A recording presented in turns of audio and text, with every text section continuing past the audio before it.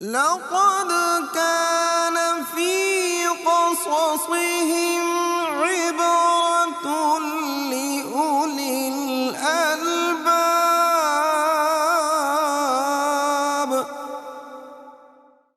السلام علیکم ورحمۃ اللہ وبرکاتہ. نحمدہ ونصلی علی رسولہ الکریم. اما بعد فاعوذ باللہ من الشیطان الرجیم. بسم اللہ الرحمن الرحیم. رب اشرح لی صدری ویسر لی امری واحلل عقدۃ من لسانی یفقہوا قولی واجعل لی وزیرا من اہلی ربی زدنی علما. پروگرام ہمارا چل رہا ہے قرآنی قصے. الحمدللہ جو قصہ چل رہا ہے اللہ سبحانہ و تعالیٰ نے اس قصے کو بہترین قصہ قرار دیا ہے. سورہ یوسف پہ ہماری بات چل رہی ہے اور الحمدللہ اس پہ کافی پروگرام ہم کر چکے ہیں. جو آخری پروگرام ہم نے کیا تھا اس میں یوسف علیہ السلام کے بھائی جب آئے ان کے پاس بڑی تنگ دستی کی حالت میں اور کہا کہ یہ حقیر سی پونجی لے کر آئے ہیں، اس کے لیے صدقہ بھی کریں تو ہم آپ کے شکر گزار ہوں گے. اور پھر یوسف علیہ السلام سے رہا نہ گیا، انہوں نے اپنا تعارف کرا دیا اور آپ نے فرمایا کہ کیا تمہیں معلوم ہے کہ تم نے یوسف کے ساتھ کیا کیا تھا؟ بھائیوں نے یوسف علیہ السلام کو پہچان لیا اور بولے کہ کیا آپ ہی یوسف ہیں؟ کہا ہاں میں ہی یوسف ہوں اور یہ میرا بھائی جو چھوٹا بھائی بنیامین ہے. اس کے بعد بھائیوں کو احساس ہوا، یہ احساس ان کو ہو گیا کہ انہوں نے یوسف علیہ السلام کے ساتھ کیا کیا تھا. باپ سے بہانے کے ساتھ لے گئے تھے، جنگل میں جا کر مار پیٹ بھی کی، پھر ان کی قمیض اتروا کر ان کو کنویں میں پھینک دیا. یہ ساری باتیں الحمدللہ کافی تفصیل سے ہم بیان کر چکے ہیں. اب بھائیوں کو جب احساس ہو گیا تو انہوں نے اعتراف کرتے ہوئے کہا کہ بے شک اللہ سبحانہ و تعالیٰ نے آپ کو ہم پر فضیلت دی ہے اور یقین ہم ہی خطا کار ہیں. احساس ندامت ہو گیا، غلطی مان لی گئی. سورہ یوسف کی آیت نمبر 91. قالوا تاللہ لقد آثرک اللہ علینا وإن کنا لخاطئین. کہا بھائیوں نے کہ اللہ کی قسم یقیناً اللہ نے آپ کو ہم پر فضیلت دی ہے. وہ فضیلت جو پہلے وہ ماننے کے لیے تیار نہیں تھے آج مان گئے. اور یہ بھی کہ بے شک ہم ہی غلطی پر تھے، خطا کار ہم ہی تھے، ہماری ہی سوچ غلط تھی. دیکھیں جو سچے دل سے غلطی مان لے اور ندامت کے ساتھ توبہ کر لے تو ایسے ہی ہے جیسے اس نے کبھی گناہ کیا ہی نہیں. یہ سارے بھائی ایک نبی کی اولاد ہیں اور پھر ان سے بنی اسرائیل کی 12 شاہیں چلیں. یوسف علیہ السلام کا کردار ہم نے پورے قصے میں دیکھا، ہر جگہ آپ محسن نظر آتے ہیں. اتنا خوبصورت اخلاق، خوبصورت تو آپ تھے ہی الحمدللہ، اخلاق بھی اس سے زیادہ خوبصورت تھا. برا کرنے والوں کے ساتھ اچھا کرنا، زیادتی کرنے والوں کے ساتھ اچھا سلوک کرنا، سب کچھ محسنین میں ہوتا ہے. جب بھائیوں نے مان لیا کہ اللہ کی قسم اللہ نے آپ کو ہم پر فضیلت دی اور یقیناً ہم ہی خطا کار ہیں، تو پھر آپ کے الفاظ بڑے خوبصورت اور تاریخی الفاظ. قال لا تثریب علیکم اليوم. یوسف علیہ السلام نے فرمایا کہ آج کے دن تم پر کوئی ملامت نہیں، کوئی مذمت نہیں. یغفر اللہ لکم. اللہ سے میں تمہارے لیے مغفرت بھی مانگتا ہوں، اللہ تمہیں معاف کرے. وہو ارحم الراحمین. اور وہ ہے بڑا رحم کرنے والوں میں رحم کرنے والا، یعنی سب سے زیادہ رحم اللہ ہی کرنے والا ہے. نبی رحمت صلی اللہ علیہ وسلم کا فرمان عظیم ہے، اللہ کی رحمت کے 100 درجے ہیں، 99 اللہ نے اپنے پاس رکھے ہیں، ایک صرف مخلوق میں بانٹا ہے. اسی وجہ سے وحشی جانور بھی اپنے بچے پر ظلم نہیں کرتا. یہ وہی رحم ہے. بہرحال یہ الفاظ بڑے تریحی ہیں، اور یہ الفاظ ہمیں نبی صلی اللہ علیہ وسلم سے بھی ملتے ہیں جب آپ نے اللہ اکبر فتح مکہ ہوا، بڑا زبردست فتح اللہ سبحانہ و تعالیٰ نے نبی رحمت صلی اللہ علیہ وسلم کو عطا فرمائی۔ جب آپ صلی اللہ علیہ وسلم کعبے کے اندر داخل ہوئے، 360 بتوں کو آپ صلی اللہ علیہ وسلم اپنے ہاتھوں سے گرا رہے تھے، ٹھوکر لگا رہے تھے، آپ کے ہاتھ میں کمان تھی، کمان کے ساتھ تیر ہوتا ہے، کمان کے ساتھ گرا رہے تھے۔ پھر جب آپ اور ساتھ یہ پڑھتے جا رہے تھے جال حق وضحق الباطل ان الباطل کان زہوقا، کہ حق آ گیا، باطل چلا گیا، اور باطل تو حق کے مقابلے میں ٹھہر ہی نہیں سکتا۔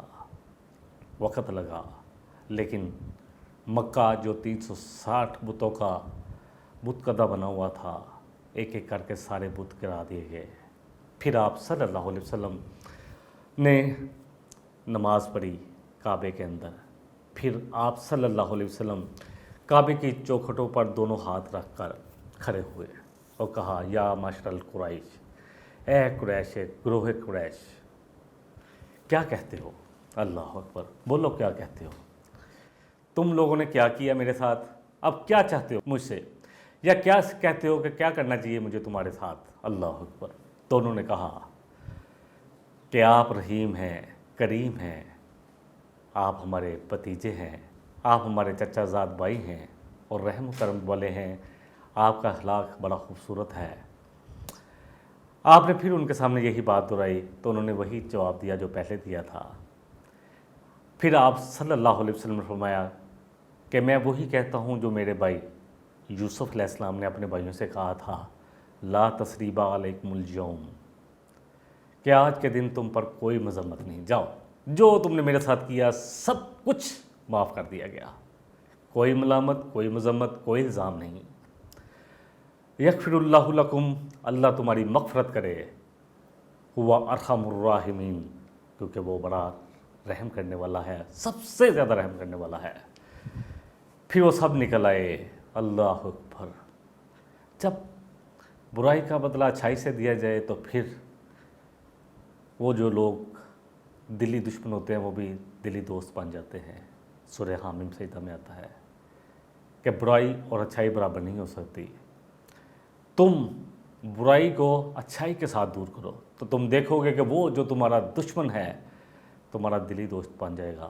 ایسا ہی ہوا، ان لوگوں نے پھر اسلام قبول کیا، بیعت کی۔ صلہ رحمی جو ہے یہ بڑا زبردست کام ہے۔ اصل بات یہ ہے کہ صلہ رحمی جب انسان کرتا ہے تو اس کے بہت فائدے ہیں۔ نبی رحمت صلی اللہ علیہ وسلم نے فرمایا کہ میں تمہیں اس کام کے بارے میں نہ بتاؤں جو نماز روزے سے بھی زیادہ بہتر ہے۔ اللہ اکبر۔ صحابہ نے عرض کی کہ اللہ کے رسول صلی اللہ علیہ وسلم ضرور بتائیں۔ فرمایا کہ آپس میں اصلاح ذات البین، آپس کے تعلقات کو جوڑ دیا کرو مسلمانوں کے۔ جب تعلقات ٹوٹتے ہیں تو پھر بہت ساری برائیاں جنم لیتی ہیں، غیبت شروع ہوتی ہے، بہتان شروع ہوتا ہے، اللہ اکبر، اور شیطان کو موقع مل جاتا ہے کس طرح ابن آدم کی غلطیوں کو اجاگر کرے، کس طرح اس کے گناہوں کو بڑھائے۔ اللہ اکبر۔ صلہ رحمی اتنا خوبصورت کام ہے، اللہ اکبر، کہ جب ہم اس پہ نظر ڈالتے ہیں، جیسے میں نے پہلے بھی حدیث بیان کی، ایک اور حدیث عبداللہ بن عمر بن عاص رضی اللہ عنہ سے ہے۔ فرمایا نبی رحمت صلی اللہ علیہ وسلم نے فرمایا، صحیح بخاری کی حدیث ہے، صلہ رحمی کرنے والا وہ نہیں جو صلہ رحمی کے مقابلے میں صلہ رحمی کرے، یعنی جس نے صلہ رحمی کی اس کے مقابلے میں صلہ رحمی کی تو ڈیفینیٹلی بات تو صحیح ہے، جس نے آپ سے محبت کی آپ نے اس سے محبت کی، جس نے آپ کو کچھ دیا تو آپ نے اس کو کوئی تحفہ دے دیا، جس نے آپ کے ساتھ اخلاق کے ساتھ بات کی آپ نے اس کے ساتھ اخلاق کے ساتھ بات کی۔ فرمایا کہ صلہ رحمی کرنے والا وہ نہیں جو صلہ رحمی کے مقابلے میں صلہ رحمی کرے، بلکہ صلہ رحمی کرنے والا وہ ہے کہ جب اس سے رشتہ داری قطع کی جائے، یعنی قطع رحمی کی جائے، تو وہ اسے ملائے۔ اللہ مجھے اور آپ کو سب کو توفیق دے۔ بڑا مشکل کام ہے، کہنا بڑا آسان ہے، کرنا بڑا مشکل ہے۔ بہرحال یہ باتیں الحمدللہ صرف اس لیے تمہید کے طور پر بیان کی گئی کہ لاسٹ ایپیسوڈ میں بھی کچھ اس کے بارے میں ہم نے بیان کیا تھا، تو اس میں بھی کیا گیا۔ اب جب یہ باتیں ہو گئیں، بھائیوں نے ندامت محسوس کر لی، یوسف علیہ السلام نے ان کو ہر الزام سے بری کر دیا کہ جاؤ کوئی ندامت نہیں، کوئی الزام نہیں، کوئی مذمت نہیں۔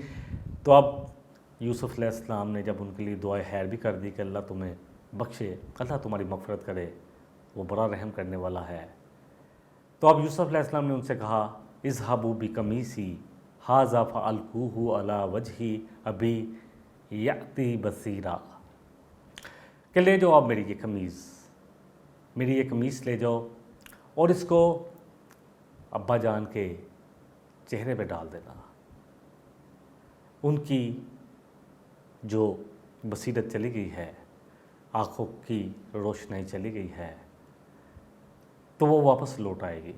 وَأْتُونِي بِأَهْلِكُمْ اجمعین، اور لے آؤ اپنے سارے گھر والوں کو اپنے ساتھ۔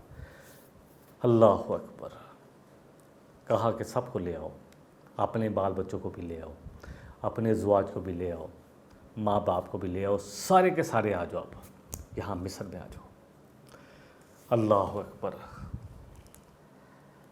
اب یہ لوگ، یہ قافلہ واپس یوسف علیہ السلام کی قمیص لے کر چل پڑا۔ قمیص، ہم نے دیکھا کہ اس سورہ مبارکہ میں قمیص کا بہت تذکرہ آیا۔ پہلے یوسف علیہ السلام کو لے گئے ان کے بھائی، قمیص اتروائی، اس میں جھوٹ موٹ کا خون کسی جانور کا لگایا اور لے آئے رات کے وقت روتے ہوئے اپنے باپ کے پاس۔ وَجَاءُوا عَلَىٰ قَمِيصِهِ بِدَمٍ کاذب، لے آئے وہ قمیص جھوٹا خون لگا کر۔ سورہ یوسف کی آیت نمبر 18 میں ہم نے پڑھا۔ پھر قمیص کا ذکر پھر آیا۔ یوسف علیہ السلام جب عزیز مصر کے گھر میں تھے، ان کی بیوی، جس کو انہوں نے کہا تھا کہ اس کو بڑے احترام اور عزت کے ساتھ رکھنا، ہو سکتا ہے اس کو ہم اپنا بیٹا بنا لیں، جیسے ہی یوسف علیہ السلام اپنی بھرپور جوانی کو پہنچے۔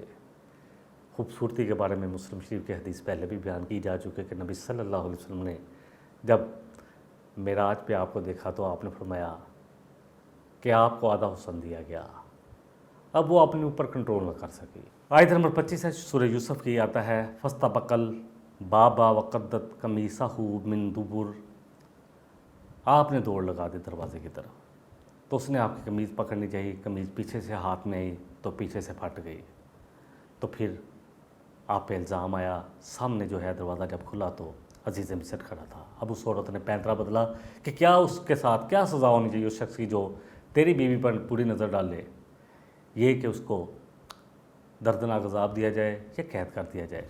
پھر اس خاندان میں سے اس عورت کے رشتہ دار نے گواہی دی، ان کانا قمیصہ قد من قبل فصدقت وہو من الکاذبین، اگر یہ قمیض پھٹی ہے سامنے سے یعنی اگلی طرف سے تو پھر یہ عورت سچی ہے اور یہ جھوٹا ہے، یعنی یوسف علیہ السلام جھوٹے ہیں۔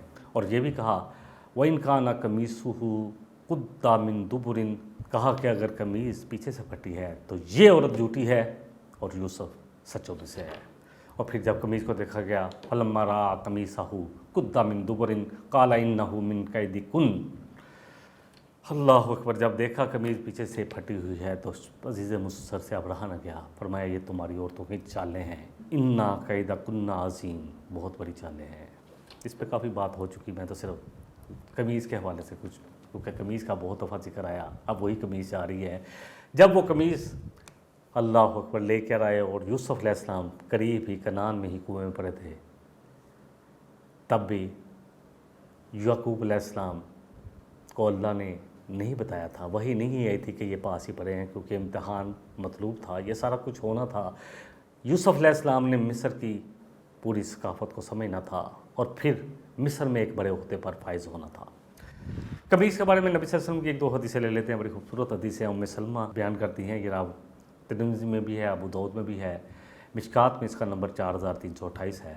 نبی رحمت صلی اللہ علیہ وسلم کو لباس میں فرماتی ہیں کہ نبی صلی اللہ علیہ وسلم کو لباس میں قمیص بہت زیادہ پسند تھی، یعنی آپ قمیص کو پسند کرتے تھے پہننا۔ اسی طرح ایک اور حدیث، یہ حدیث بھی ابو داؤد میں ہے اور ترمذی میں ہے، اور اسی طرح مشکات میں اس کا نمبر جو ہے 4342 ہے۔ ابو سعید خدری رضی اللہ عنہ روایت کرتے ہیں کہ نبی صلی اللہ علیہ وسلم جب بھی کپڑا زیب تن کرتے تو اس کا نام لیتے، مثلا قمیص یا چادر پہنتے تو فرماتے اے اللہ ساری ہم تیرے لیے ہے کہ تو نے مجھے یہ پہنایا، میں تجھ سے اس کی اچھائی اور اس کی خیر و برکت کے لیے سوال کرتا ہوں، اور اس سے کہ اس کے شر جس کے لیے تو نے بنایا اس سے تیری پناہ چاہتا ہوں۔ یعنی کپڑا پہنتے ہوئے بھی اللہ سے دعا کرنی کہ اللہ یہ کپڑا میرے لیے خیر و برکت والا ثابت ہو۔ کپڑا پہن کے انسان اپنے آپ کو مزین کرتا ہے، تکبر سے بچنا ہے ہمیں ہر حال میں۔ اسی طرح ایک اور حدیث ہے ترمذی کی، مشکات میں نمبر 4330 ہے، ابو ہریرہ راوی ہیں، نبی رحمت صلی اللہ علیہ وسلم جب بھی قمیص پہنتے تو آپ دانے طرف سے شروع کرتے، یعنی پہلے دایاں بازو قمیض میں داخل کرتے، پھر بایاں، اور پھر اس کو پہنتے۔ اللہ اکبر۔ قمیص کے بارے میں ایک اور حدیث مسند احمد کی ہے، 9999 حدیث کا نمبر، ابو مالک اشری رضی اللہ عنہ راوی ہیں، نبی کریم صلی اللہ علیہ وسلم فرمایا کہ جاہلیت کے 4 امور کو نہیں چھوڑا جائے گا۔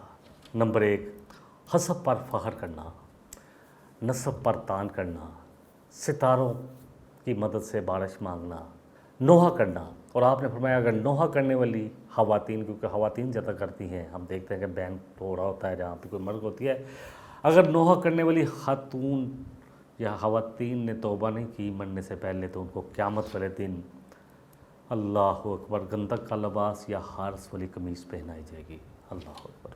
بہرحال انہوں نے کہا یوسف علیہ السلام نے کہ جاؤ میری قمیض لے جاؤ، اذهبوا بقمیصی ھذا فالقوہ علی وجہ ابی یأتی بصیرا، یہ میری قمیص لے جاؤ اور ڈال دینا میرے باپ کے چہرے پہ، ان کی بصیرت لوٹ آئے گی۔ فلما فصلت العیر قال ابوہم انی لاجد ریح یوسف لولا ان تفندون۔ اللہ اکبر۔ جب قمیص وہاں سے مصر سے چلتی ہے، اب یہ قمیص قریب پہنچتی ہے، یہ قافلہ قریب پہنچتا ہے کنعان کے قریب، تو یعقوب علیہ السلام کہتے ہیں کہ میں یوسف کی خوشبو پا رہا ہوں۔ اللہ اکبر۔ اگر تم یہ نہ کہو کہ میں بہکا ہوا ہوں۔ انہوں نے یوسف علیہ السلام نے بھیجا اپنے بھائیوں کو کہ جاؤ اب سب کو لے آؤ، اور کیا کرنا ہے، یہ میری قمیص بھی ساتھ لے جاؤ اور جا کر اس کو میرے والد کے چہرے پر ڈال دینا۔ ان کی جو بینائی جاتی رہی ہے میرے غم کی وجہ سے، بڑھاپے کی وجہ سے، اللہ کو خمی ہوتا ہے تو ان کی، کیونکہ غم بہت تھا۔ اللہ اکبر۔ بیٹا جو بڑا محبت تھی جس سے، وہ چلا گیا اور پتہ تھا کہ اللہ کی طرف سے یہ امتحان ہے، لیکن آنسوؤں کا بہنا تو رحمت ہے۔ اب یہ جب قافلہ قریب آیا تو خوشبو آنے لگی، تو اللہ کے پیغمبر نے اعلان کر دیا، اللہ اکبر، اپنے گھر والوں کو کہا کہ اگر تم یہ نہ سمجھو کہ میں بہک گیا ہوں تو مجھے تو خوشبو آ رہی ہے یوسف کی۔ ایک طرف دیکھیں یہ سب کچھ اللہ کے ہاتھ میں ہے، ایک طرف کنعان میں یوسف علیہ السلام کنویں میں تھے لیکن آپ کو خوشبو نہیں آئی، قمیص تب بھی آئی تھی، آپ کو یوسف علیہ السلام کی خوشبو نہیں آئی، اب صرف قمیض آ رہی ہے۔ اس وقت تو قمیص آپ کے پاس آ گئی تھی، یوسف علیہ السلام کنویں میں تھے، قمیض کس کی تھی؟ یوسف علیہ السلام کی۔ اب لازم بات ہے کہ ان کے جسم کی خوشبو قمیص میں آئی تھی، خود یوسف علیہ السلام موجود تھے۔ جب اللہ کو منظور ہوگا تب ہی پتہ چلے گا، خوشبو تب ہی آئی۔ اب جب اللہ نے چاہا کہ خوشبو آئے، یوسف علیہ السلام کو دل میں یہ القاء کیا گیا، وہی کیا گیا، انہوں نے کہا لے جاؤ میری قمیص اور میرے باپ کے چہرے پر ڈال دینا۔ اب قمیص چلتی ہے مصر سے، خوشبو آ رہی ہے کنعان میں۔ اللہ اکبر۔ اللہ کا امتحان چل رہا تھا تو پھر قریب سے بھی خوشبو نہ آئی، اور اب جب اللہ کو ملانا منظور تھا تو اب مصر سے خوشبو آ رہی تھی۔ کئی میل، سینکڑوں میلوں کا فاصلہ ہے مصر کا، اور پھر وہی کرتے کا آنا، ظاہر ہونا، اور پھر ایک معجزہ ہونا کہ جیسے ہی ڈالا گیا وہ کرتا یعقوب علیہ السلام کے چہرے مبارک پر تو آپ کی بینائی لوٹ آئی۔ یہ سب کچھ اللہ کے حکم سے ہو رہا تھا۔ اللہ نے آپ کی بینائی بحال کر دی، آپ کی بصیرت لوٹ آئی۔ اب یہ کتنی نظر گئی تھی آپ کی، اس کے بارے میں مفسرین نے کچھ بحث کی ہے کہ ساری نظر نہیں گئی تھی، کم نظر آ رہا تھا، کچھ نظر آ رہا تھا یا نہیں آ رہا تھا، یہ بحث ہے ہی نہیں۔ بحث تو یہ ہے کہ اللہ نے کیا کہا کہ بینائی لوٹ آئی، تو اس کا مطلب ہے کہ بینائی بہت کمزور ہو چکی تھی یا نہیں آ رہا تھا نظر، اللہ عالم۔ اب اس وقت تک تو تمام بھائی گئے ہوئے تھے ادھر، کیونکہ دوبارہ چلے گئے تھے، جا کے یہ بھی کہا کہ آپ ہمارے لیے غلہ دے دیں حقیر سی پونجی، بلکہ ہم پر صدقہ بھی کریں۔ تو وہ گھر والوں سے جب یہ کہا، اس وقت گھر میں بہویں پوتے پوتیاں موجود ہوں گی، لیکن جب بیٹے اپنے باپ کے ساتھ سخت لہجے میں بات کرتے ہیں تو پھر بچوں کی اولادیں بھی ویسا ہی کرتی ہیں۔ اگلی آیت نمبر 95 سے معلوم ہوتا ہے کہ اس گھر کا ماحول کچھ اس طرح بن گیا تھا کہ یعقوب علیہ السلام کے ساتھ سخت رویہ بیٹوں کا تھا۔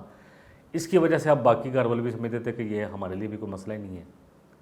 کیا کہا انہوں نے گھر میں جو لوگ موجود تھے؟ قالوا تاللہ انک لفی ضلالک القدیم، کہنے لگے اللہ کی قسم آپ اسی پڑے ہوئے ہیں، وہی پرانی جو آپ کے ذہن میں ہے کہ جی یوسف آ جائے گا، یوسف زندہ ہے، یوسف کو تو بھیڑیا کھا چکا ہے۔ اللہ اکبر، اللہ اکبر۔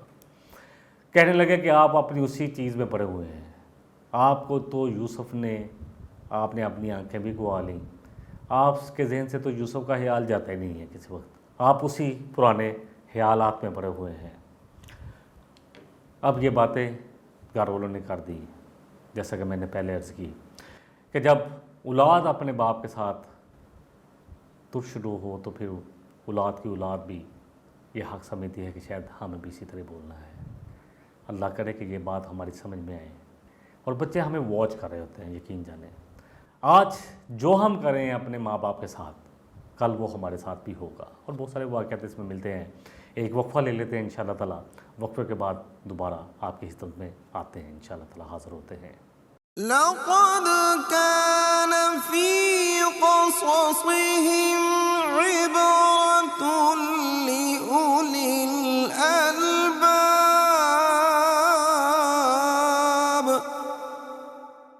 لقد كان في قصصهم عبرة لأولي الألباب۔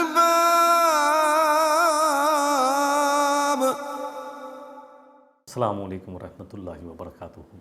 وقفے سے پہلے بات ہو رہی تھی کہ قمیص کا مصر سے چلنا، یعقوب علیہ السلام کا خوشبو پانا، اور پھر اپنے گھر والوں کو کہنا کہ اگر تم یہ نہ سمجھو کہ میں بہک گیا ہوں تو مجھے یوسف کی خوشبو آ رہی ہے۔ گھر والوں کا وہی بات دہرانا جس طرح بیٹے بات کرتے تھے ترش رویے کے ساتھ کہ آپ تو اپنی اسی پرانی باتوں میں ہی لگے ہوئے ہیں۔ بہرحال اب یہ قافلہ پہنچ گیا کنعان۔ آیت نمبر 96 ہے، فلما ان جاء البشیر القاہ علی وجہہ فارتد بصیرا۔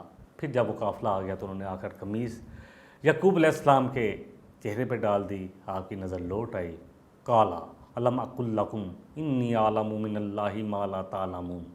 اب کہا یعقوب علیہ السلام نے، میں نہیں کہتا تھا کہ میں اللہ کی طرف سے وہ باتیں جانتا ہوں، تم سمجھتے تھے کہ یوسف علیہ السلام کو بھیڑیا کھا گیا، مجھے پتہ تھا کہ بھیڑیا نے نہیں کھایا، میرے اللہ کی طرف سے مجھے وہ باتیں معلوم تھی جو تمہیں نہیں معلوم تھا کہ اللہ کی طرف سے آزمائش ہے، اللہ ضرور ملائے گا مجھے میرے بیٹے سے، لیکن صبر تھا کہ صبر جمیل، جب اللہ کا حکم ہوگا تب ہی ملے گا، یہ یقین تھا۔